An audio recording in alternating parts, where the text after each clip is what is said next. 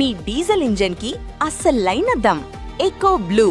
వానాకాలం వచ్చిందంటే అమరావతి మునిగిపోతుందా లేదా ఎప్పుడు మునిగిపోతుంది అని ఎదురు చూసేవాళ్ళు చాలామంది ఎక్కువైపోయారు. ఈసారి అమరావతి మునిగేటువంటి అవకాశాలు లేవు. ఎందుకంటే గత ఏడాది వర్షాకాల సమయంలో జరిగినటువంటి కొన్ని పొరపాట్లు, ప్రధానంగా అమరావతిలో రహదారుల నిర్మాణానికి 69 రకాల బ్రిడ్జిల నిర్మాణం జరుగుతుంది. అంటే ఎంత పెద్ద మ్యాసివ్ గ్రిడ్ స్ట్రక్చర్ నిర్మాణం జరుగుతుందో మనం రహదారుల విషయంలో అర్థం చేసుకోవచ్చు. అలాగే పాలవాగు, కొండవీటి వాగు లాంటి కెనాల్స్తో పాటు ఇంకొకటి గ్రావిటీ ఛానల్ని కూడా తవ్వుతున్నారు. వీటన్నిటిని తీసుకొచ్చేటువంటి క్రమంలో గతంలో జరిగినటువంటి తప్పిదాలు ఈసారి పునరావృతం కాకుండా రాష్ట్ర ప్రభుత్వం ప్రత్యేక జాగ్రత్తలు తీసుకుంటుంది. ఫలితంగా గత 2 రోజుల్లో 88 మిల్లీమీటర్ల వర్షం పడినట్టుగా వాతావరణ శాఖ చెబుతుంది. కానీ అమరావతిలో ఒక్క చుక్క కూడా నీరు నిలవలేదు. చినుకులు పడుతున్నటువంటి సమయంలోనే మంత్రి నారాయణ అలానే ఏపీసీఆర్డీఏకి సంబంధించినటువంటి అధికారుల బృందం ప్రత్యేకంగా ఎక్కడెక్కడ వాటర్ స్టాగ్నేషన్ ఉంటుందో ఆయా ప్రాంతాలన్నింటినీ కూడా విజిట్ చేశారు.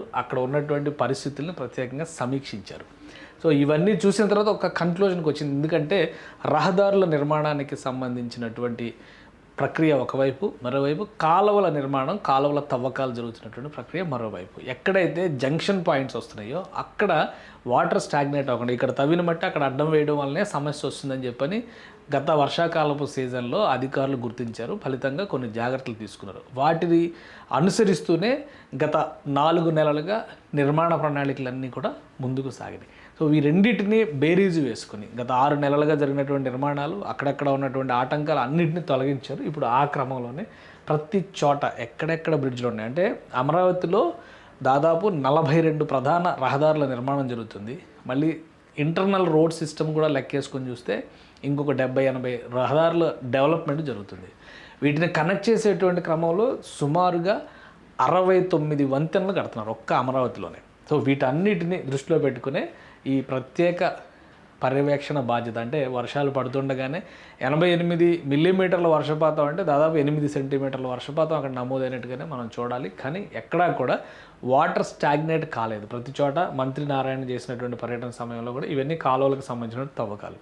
శాఖమూరు ఇది ఒకసారి మనం ఈ మ్యాప్ చూస్తే మీకు అర్థమవుతుంది. ఇది మొత్తం గ్రిడ్ స్ట్రక్చరు.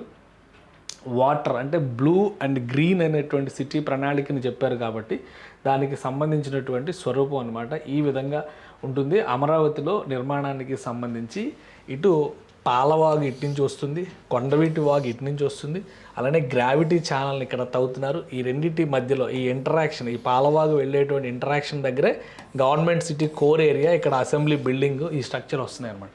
సో ఈ రూట్స్ అన్నీ కూడా ఇదేమో గ్రావిటీ ఛానల్, అవసరాన్ని బట్టి కృష్ణానది నుంచి నీటిని బ్యాలెన్స్ చేయడం, అలానే రెయిన్ వాటర్ని పంపింగ్ చేయడం వీటి కోసం. ఇక్కడ శాఖమూరు రిజర్వాయర్, ఇక్కడ కృష్ణాయపాలెం రిజర్వాయర్, ఇవన్నీ కూడా ఒక ఇంటిగ్రేటెడ్ చైన్ నెట్వర్క్ లాగా డెవలప్ చేస్తున్నారు. సో లాస్ట్ టైం జరిగినటువంటి పెద్ద పొరపాటు ఏంటంటే ప్రధానంగా ఈ ఆరెంజ్ కలర్లో కనిపిస్తున్నటువంటి లైన్ మొత్తం కూడా వెస్ట్ బైపాస్ నిర్మాణం. ఈ నిర్మాణ సమయంలో ఇక్కడ వస్తున్నటువంటి వాటర్ సోర్స్కి అడ్డంకిగా ఒక భారీ రహదారిని నిర్మించేశారు గత ప్రభుత్వం. అంటే వైఎస్ జగన్మోహన్ రెడ్డి ప్రభుత్వం అసలు ఈ ప్రణాళికనే పట్టించుకోలేదు. ఒకవేళ పైనుంచి రోడ్డు వేస్తే కింద నుంచి నీళ్లు పోవాలనేటువంటి ఆలోచన కూడా అప్పుడున్నటువంటి అధికార యంత్రాంగం చేయలేదు. ఫలితంగా ఈ మొత్తం రోడ్డు అంతా చివరకు మంగళగిరి వరకు కూడా వాటర్ స్టాగ్నేట్ అయిందనేటువంటి విమర్శలు పెద్ద ఎత్తున వచ్చినాయి. సో ఈసారి ఇవన్నీ కూడా స్టడీ చేసి వాటర్ మేనేజ్మెంట్ సిస్టమ్స్ని ప్రాపర్గా డిజైన్ చేసుకుని ముందుకు వెళ్ళాలని రాష్ట్ర ప్రభుత్వం డిసైడ్ అయింది. అందులో భాగంగానే ప్రతి రహదారిని, ఒక్క సీడాక్సిస్ రోడ్డే కాదు, మొత్తం ప్రతి రహదారి అక్కడ నిర్మాణం జరుగుతున్నాయి. చాలా రహదారులు ఉన్నాయి. ఈ గ్రిడ్ స్ట్రక్చర్లో కూడా మీకు క్లియర్ కనిపిస్తూ ఉంటాయి. ఇవన్నీ ఒక్కొక్కటి ఒక రహదారి అనమాట. N18, N17, N16, N15, N14, N13, N12, N10. So ఇట్లా ఇవన్నీ అలానే E16, E15, E14, E13, E12, ఇటువైపు మీరు చూస్తే కనుక E9, E8, E7, E6, E5, E4, E3 అంటే ఇదే మేజర్ రోడ్ అనమాట. ఇప్పుడు మనకి ఇక్కడ కనిపిస్తుంది కదా, ఇగో ఈ రోడ్డు మొత్తం సీడాక్సిస్ రోడ్ అనమాట. సో ఇట్లా ఒక భారీ ప్రణాళికని ఇందులో పొందుపరిచి ఉన్నారు కాబట్టి ఎక్కడ కూడా నీటి విడుదలకి లేదా నీటి ప్రవాహానికి ఆటంకం లేకుండా ఉండేలా జాగ్రత్తలు తీసుకున్నారు. సో ప్రతి బ్రిడ్జిని మంత్రి పరిశీలించారు. అమరావతిలో ఈసారి ఎక్కడ వాటర్ స్టాగ్నేట్ కాకుండా చూసే బాధ్యత, ఆ ఛాలెంజ్ని స్వీకరించే బాధ్యత అధికారులకు అప్పగించారు. సో ఈ పనులు ఇప్పుడు కూడా జరుగుతున్నాయి. ఇంకా వర్షాకాలం బాగా ముదిరిన తర్వాత అయితే వర్షాలు పెద్ద ఎత్తున పడతాయి కాబట్టి కొంత ఆటంకం కావచ్చు. కానీ ఇక్కడ మీరు చూస్తే ఇక్కడ నడుస్తున్నాయి, అటు పనులు నడుస్తున్నాయి. అలానే నిర్మాణాలు కూడా చకచకా నడుస్తున్నాయి, ఇటు పక్క నిర్మాణాలు కూడా నడుస్తూనే ఉన్నాయి. సో ఇవి బ్యాలెన్స్డ్గా వెళ్తున్నాయి. బహుశా జూన్ ఎండింగ్ వరకు ఈ స్పీడ్ కంటిన్యూ అవ్వచ్చు. జూలై ఆగస్టులో కొంచెం వర్షాలు ఎక్కువగా నమోదైతే కనుక పనుల్లో కొంత ఆటంకం ఏర్పడవచ్చు.